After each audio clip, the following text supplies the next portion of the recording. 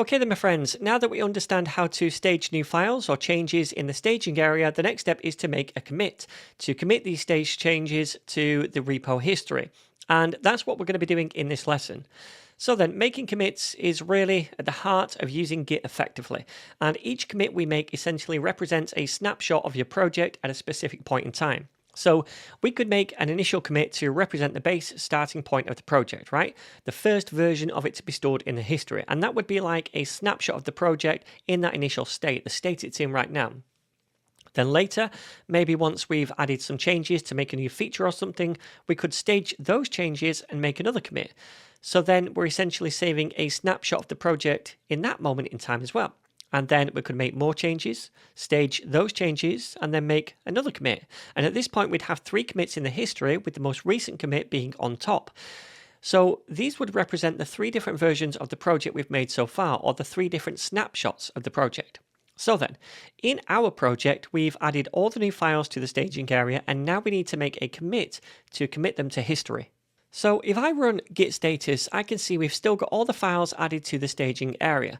And we know that because they're all green.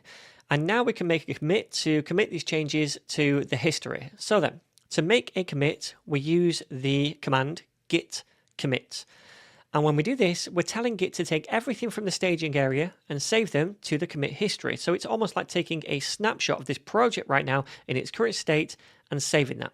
Now, before we run this command, we should also add a message to the commit. And the commit message is really important because it explains what this snapshot or commit represents. So for example, what changes were made to the project and why.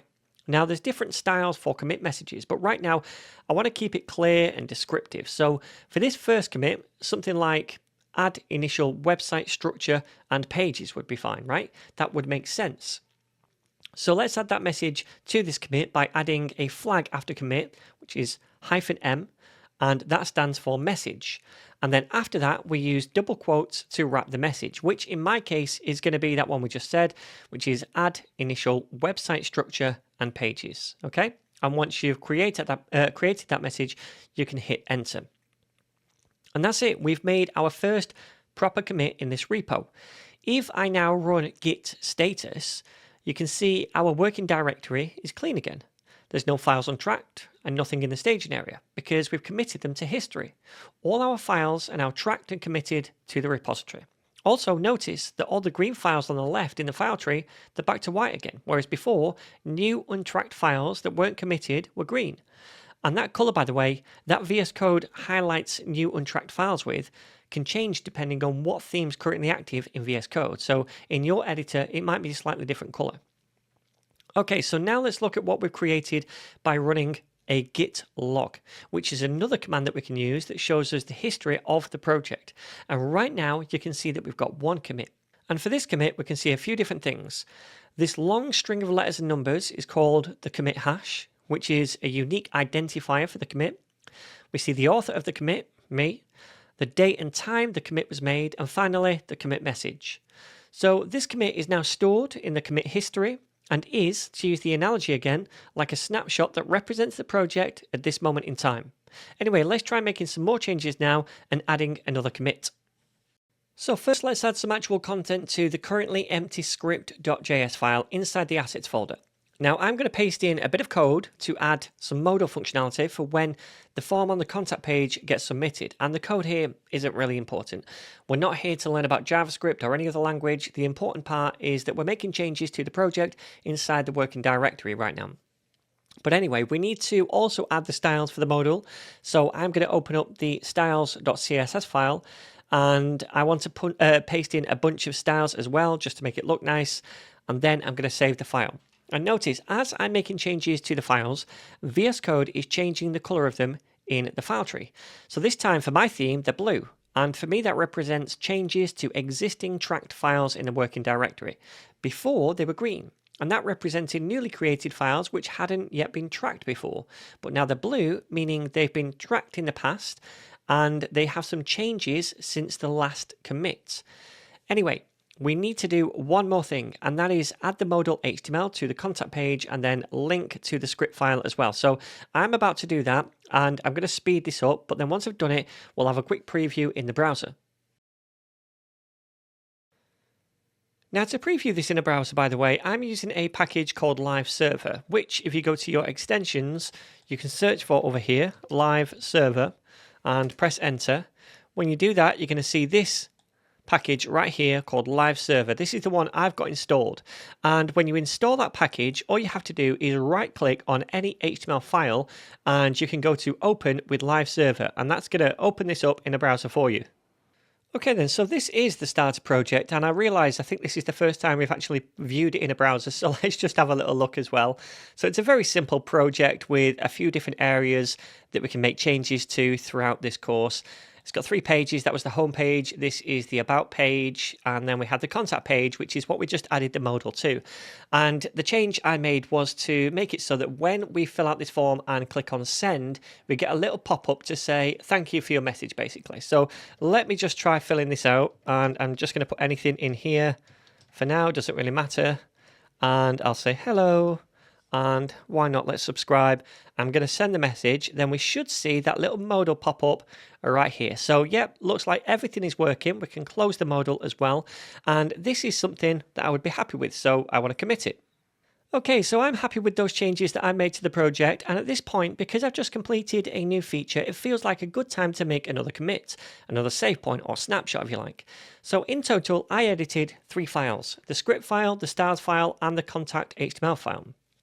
And if we use the git status command, then we should see those 3 files listed in red under the changes not staged heading. So now we need to add all those changed files to the staging area before they get committed. So this is the 3-step process we follow, remember. Step 1, we make the changes in the working directory, which we've just done. Step 2, we stage whatever changes we want to commit in the staging area. And then step 3, we make a commit to commit those staged changes to the history. So again, I'm going to use the git add command to add those changes to the staging area. And I could add all 3 files manually by typing out their paths and file names, or I could just use a dot, which tells Git to grab all the added or changed files and add them to the staging area. So let's do that and run it. And then we can run git status again to see if those changes were added to the staging area, which we can see they now are. All right, awesome. So now we've staged the changes, we can go ahead and make another commit by using the git commit command along with the -m flag to add a commit message. And this time in quotes, I'm going to use the message add modal to contact form, which is just a simple descriptive message, right? And then I'm going to hit enter. So once we've done that, we can run the git log command again to see both commits that we've made in this repo so far. The initial one, and now the modal one at the top. All right, cool. So now I want to do one more example, but this time showing you the benefits of having a staging area to split multiple changes into separate commits. So I'm going to make some edits to the CSS file now to update the look of the navbar a little bit, and I'm going to speed the video up while I do this, but then once I'm done, we'll regroup and make another commit. Alright then, so I made that change to the CSS file to update how the navbar looks a little bit, and I'm happy with that change, but I also got sidetracked and I made a completely unrelated change on the homepage to update the welcome text. So I want to make a new commit, but I'm not sure that these 2 changes belong in the same commit together because they're completely unrelated. Ideally, I'd like to make a single commit for the navbar style change and then another single commit for the content change on the homepage. So how would we go about this now? Because we've made both changes to the working directory at once. But this is where having a staging area comes into play, because it's only the changes added to the staging area that get committed when we run the commit command. So instead of adding both file changes to the staging area now, I'm just going to add the styles one by saying git add, and then the path to the CSS file, which is assets/styles.css. And then once we've done that, if we then run git status, we should see that only that styles file was added to the staging area, and the change to the index file still hasn't been staged for commit. So then, now we can run git commit, and we're going to use the -m flag to add a message inside quotes, and that can be something like update navbar styles. And then once you've done that, hit enter to make that commit. And now, when we run git log again, we should see that 3rd commit. Awesome. So then, if we run git status again, we can see the index change is still not even staged rather. Never mind committed. So what we just did is we added only one of the changes to the staging area, and then when we made the commit, only that one change was committed. So that commit or that snapshot wouldn't actually include the most recent change to the index page that we've made. But we're now going to make another commit for that change. First, like always, we need to add the file to the staging area, and this time I can just say git add and then a dot to say add all the unstaged changes. And I know there's only one, but a dot is quicker than writing out the full file name, which I could have done as well. And if we run git status again, after we've done that, we should see that now the index file is in the staging area. And now we can run another commit by saying git commit, followed by the M flag to add a commit message, again in quotes, which is going to say something like update homepage title. And then once we've done that, we can hit enter. And when we do that, we've now committed this change to the history, which we can verify by using the git log command again and seeing that most recent commit at the top. So that's one of the benefits of having a staging area, so that we can make multiple commits one at a time, grouping relevant changes together. And there are other benefits as well, which I'm sure we'll run into at some point later. So then now we've seen how to initialize a new repo, add files to the staging area, and make commits to commit those changes to the history. And this is one of the most fundamental workflows you'll need to master when you're working with Git. Now, we will get plenty of practice doing this throughout the rest of the course, but just before we finish this video, I want to go through a few final tips when it comes to making commits. Firstly, be very careful about the scope of your commits. Try and keep any changes you make quite focused and precise, where the changes all relate to each other. For example, if you're fixing 3 different bugs and the changes to fix those bugs span over different files, then you're probably better fixing each one as a separate commit instead of grouping them all together in a single commit. Secondly, try to be accurate in your commit messages. So instead of writing something like fix stuff, which most of us are guilty of, try to write something more descriptive like fix a bug on the contact form preventing submissions. Now, there is a whole subtopic we could explore when it comes to commit messages, but for now, I don't want to dive into that because it just completely takes the focus away from other things which I think are more important at the moment. But maybe later in the course, we will take another look at some of those.